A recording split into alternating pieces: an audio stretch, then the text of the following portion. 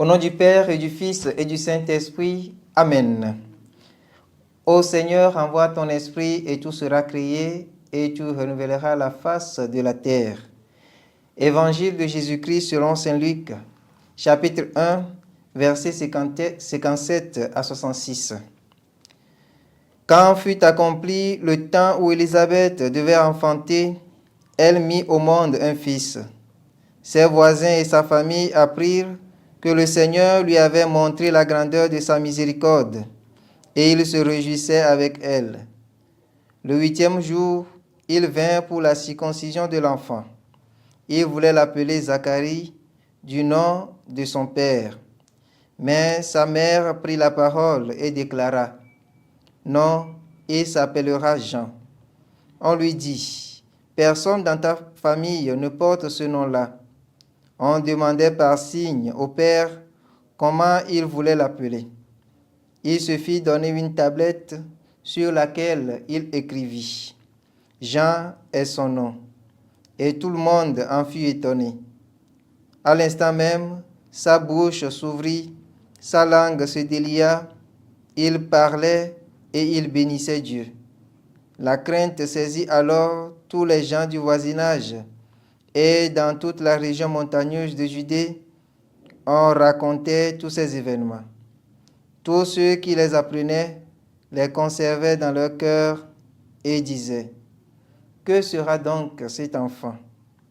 En effet, la main du Seigneur était avec lui.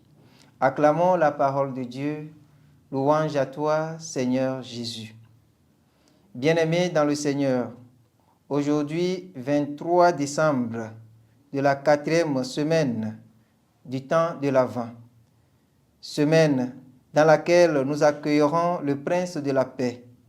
En ce jour, le prophète Malachie nous invite à préparer nos cœurs, nos maisons spirituelles, car soudainement, il viendra le Seigneur dans les temples que nous sommes, lui que nous cherchons jour et nuit.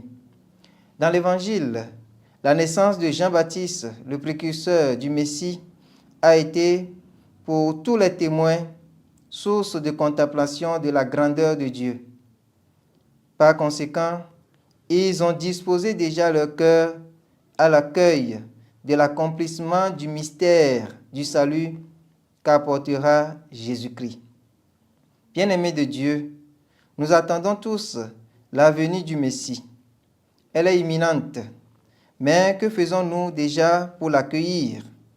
Le plus important ne doit pas être la préparation extérieure, mais celle plutôt intérieure.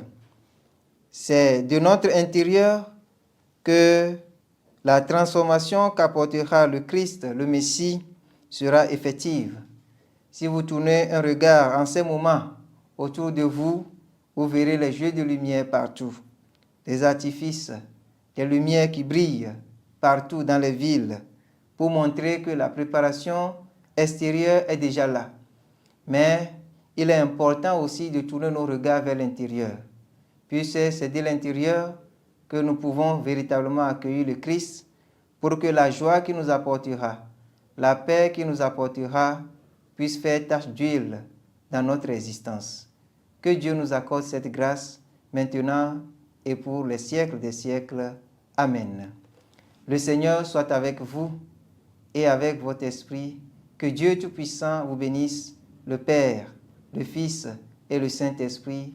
Amen.